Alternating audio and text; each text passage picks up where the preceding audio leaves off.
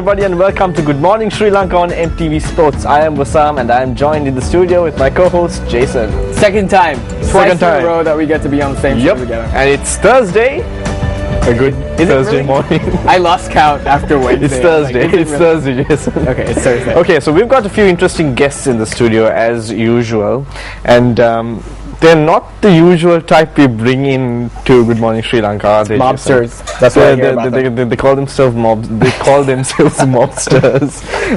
Kind of sounds like gangsters, but actually it's just Jason and I who are wearing the tattoos, and they've got none. I've got no ink. What are you talking about? He's covered with them. He's covered with them, I tell you. I kid you not, he's covered with them. No. Alright, so good morning Niruban and Krishan. Welcome to the show. Thanks for being with us this morning. Good morning. Good morning. Welcome to Good Morning Sri Lanka. Is it like everything you expected? Pretty much, I guess. Yeah. Pretty much. As seen on TV. I totally expected like, oh my god, you guys from like... No. Oh, okay, no, that's We're not that special. Unfortunately. I know you'd wish for that, but then again... Getting mobbed by the mobsters. Yeah. So you belong to a mob that's called P413 or P413. How do you want me to call it? Yeah, so it's called the P413 mob. P413. Because I'm P413 and then the mob is... I'm the mob. That's the mob. So Niruban's P413. Yeah, that's the art name of the graffiti. Like all graffiti artists have like a tag, and I chose P413. So we'll see. And then the mob is the mob. Okay, before you say any more, I need to tell the audience, our viewers, this, Jason. Now they're here because of a special reason. They've broken a Guinness World Record, which is special for a Sri Lankan especially, which is why you're here on this show especially. So of course, let's start with that now, shall we? Yep. Now, Yeah, sure. Breaking a Guinness World Record for The largest paper mache sculpture. Ta-da-da. Is that what you have on paper? No, it's not. Really, that is so awesome. So paper mache. And I used to love that when I was a kid. And I used to make tiny things. How big is this, by the way? This is 7.8 feet in height and close to about 12 feet in length. So it's quite big in comparison to what you've been making all these years. Thank you for that. I'm totally you could live in it. We were living in it. I'm curious to know, what did you do with it afterwards? That's a sad story. We had to take it to the ground. Like it was a pretty sad moment, but we had to relocate it. Look at him, Jason. I was like so hyped up, like, dude, this thing exists here in this country. I should go check it out. Or bring it to Jason's house. Yeah, we might do that. Like small pieces. Or that would be my house. Yeah. That would have happened. Because it was on a property that was given to us, and so we had it like on for about a month and a half. And we had to move it out after that. So what is the sculpture? What is it exactly? I'm guessing it's a... Okay, so it started out as a head or a face of a robot, and then it ended up as the head or the face of a really cute looking monster. So it represents a face, a head. That's what it looks like. A very colorful monster. So it was just by mistake that it turned out to be... Not really. Not really. Since it's a unisex figure, so in that way, because we had girls and boys both involved. Right. So let's say we put it that way. So wait, I think we've got some pictures, Jason. Let's show that on. Let's get that on the screen. Let's see what this thing looks like.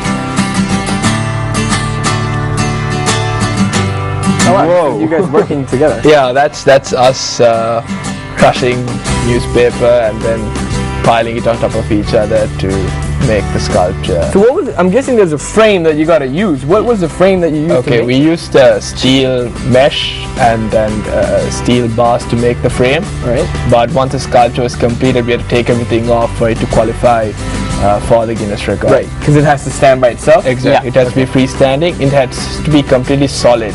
Right. So it can't have any hollow spots inside. So it's filled with paper and glue. You know, like the specifics you use, like to make this, how much of paper you use, how much of glue you use for this? So Niru says we've used about 2 tons, but I'm sure there was much more than 2 tons there of paper, that is.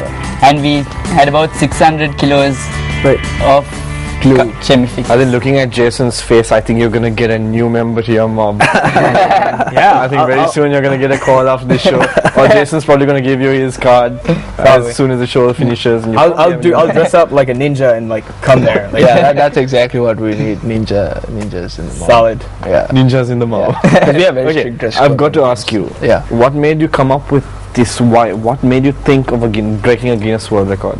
Okay. Who came up with the idea? How did it all come about? Basically, we do really experimental art project every December since 2011. So last year we did this video using black lights. So we want to try something else this year. We did a big paper mache sculpture in 2011 for a music festival. So we thought, let's do a paper mache sculpture, but we didn't want it to be just any paper mache sculpture because there's no music festival. So we thought, let's attempt the biggest one, and then we thought, hey, Guinness World Record makes sense. So we thought, biggest paper mache sculpture according to the Guinness World Records, and that's how we ended up with this. And it's also nicknamed Paperbot still. Yeah. Yeah. Okay, if it looks like a monster, so I'm guessing because initially you guys wanted. Yeah, we wanted to build. The project, I mean, you could interpret it, I mean, if you saw it, you could interpret it to be a cute looking monster, but yeah, so Paperbot was the project code name. But then again, there were no guidelines as to how it should look like. no, Not no, really. no. Guinness guidelines had to do with dimensions and not necessarily how it looks. So even if it's like one big paper ball, That's what it was before we built that. you had to say it should depict something. So you know, the previous record was a massive paper ball which looked like Earth, and that's the record we broke. So you And a came out paper of ball is pretty hard to make. Is it? Yeah. It's harder than this, is it? Yeah, it's not this small, it's massive, and building that is not so easy. Right, because when you make a ball, you usually like cover. Are it you with a gonna roll balloon, the whole right? thing? Yeah, exactly. You use a balloon, but we can't get like a 10 feet tall balloon now, can we? Or can you? That is That's December 2014. Maybe once you recruit Jason, he'll come up with some ideas on how to get this balloon done. Yeah, Or yeah, break another record. Break the biggest balloon. So is that just it, or are you planning on breaking more records in the future? Guinness World Record. We're still This is getting personal. We will grow the best goatee. Guinness Book of World Records. I think that's ordinary record for that. But we're really There's a tired. record for everything, man. Yeah, I know. There are some really crazy records out there. But we are going to like do big projects, but I don't know whether Guinness World Record, because it's a lot of energy and all of us are pretty exhausted for the moment. I'm sure we'll all get back to full speed like in a couple of months. Right. So when it comes to breaking records, you're actually taking a break for now. But your P413 and Mob group, you guys also have a couple of gigs lined up. I know we have quite a few gigs lined up for the next few days. Tell us about these. Okay, we'll be doing a mural for the Colombo Art Biennale. We'll be painting it tomorrow evening. Funny you should mention it. They'll be on our show today. Oh, okay, cool. So we got that lined up, and then we got a couple of more graffiti opportunities in some other private spaces. So that's till March. We're like, Oh, awesome. All right, let me, because your name, like the Mob, makes you sound so. It makes you guys sound like hoodlums. Has anyone called you hoodlum? Like, get out of our land, stop spray painting here or something. no, but it's pretty difficult to explain it to like say sponsors or someone like. So you guys are the I can just imagine the receptionist calling up to the marketing floor. We got mobs here. So we have a mob here. So what is it exactly that you want to do? We want to spray paint a building without permission. Gotcha. No, we paint everything with permission. Yeah, with permission. Most of the time. Actually, it's funny that you mentioned sponsors. I mean, when it came to the Guinness project, did you all fund it yourselves, or did you all get sponsors to do it? Pretty much. He's our bank.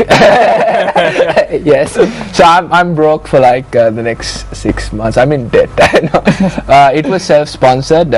We put in our own money, and of course parents and other friends, concerned people pitched in their own money, and we made it happen. Well, we do have to go in for a short commercial break, but before we do, I have to ask you this. On this whole subject of Guinness World Records, what was the self-set, or what would you gain out of breaking a Guinness World Record? Well, my personal view is lots of us as people we want to attempt great things, but most of us to start like I'm just 20 years, he's 26, the age. Okay, so we just want to like attempt. Like that's a low blow, man. Come on. Let me finish this bit. Because we always want to attempt great things, but we like take small steps, and in attempting such a big project, we're actually showing that there is so much potential in us that we can deliver, and it's something that we can tell our viewers and everybody who's listening to this show that they too might have so much potential in them that they are bringing forward, and that they can do great things if they really want to. Well, there we go, inspiration on a Thursday morning. What a way to start. Coming from Krishan. Well, we have to go in for a short commercial break, but we will be right back with these two fine gentlemen, and we'll talk a little bit more about the mob, and we've also got something else coming up afterwards, which is Colombo Art Biennale. People are going to be here. Yes. Exciting. So don't go away. We'll be right back on Good Morning Sri Lanka.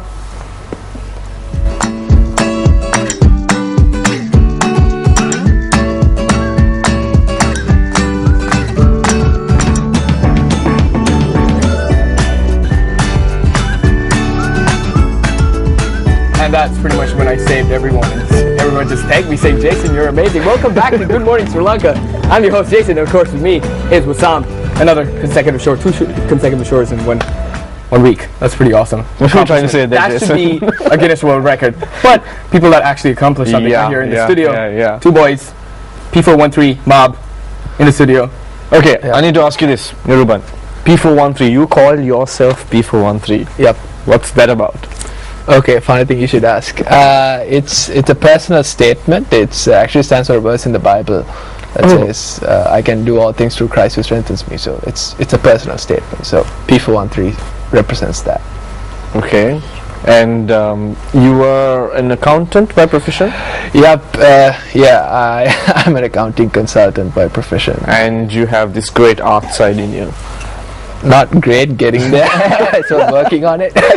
Record breaking art Like side in a you. Vichy music video. Like you get this accountant, and then when he turns like, hey, this guy goes out and starts like, that's I think what you were going for, or it just I call it like Batman, like accountant by day, artist by night. You know, people of Colombo do not know what I it like is. it myself. Great. So you started the mob, is it? Well, yeah, in the sense I started the mob. In the sense it was basically I got the opportunity to get involved with this music festival project, Right. and then this bunch of guys came and said, "Okay, we'd like to help out too." These are friends, you know. And then we thought, let's give ourselves a name. And then I thought, okay, P413 Mob makes sense, right? Oh, so you put yourself there. So I'm P413, guys, and you you're the will mob. be my mob. They'll be like, oh, okay then. Nah, but I think we all agreed on the name at one point. Everyone say, "Okay, master." No. That's what he's going to be saying soon. All right. Yeah, but Oh, yeah, join our mob. Totally join it.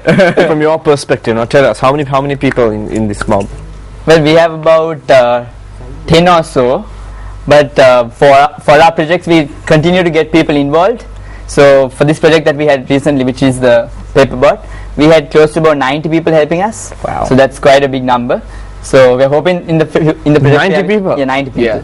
So are these freelance workers of the mob? Actually, we work with Underground. quite a bit of schools. Like we work with St. Thomas Prep and Hindu College, and their student. All right, let me ask you this: it's like 80 extra hands. How would you like direct these people with the same? That wasn't easy. Maybe like one structure might fall down because like Yes, master. No, it was crazy. It was like we worked for 9 days, and 90 people was just like people we didn't know. Yeah. And we had a good 30 close friends who were, so that's more like 120 people.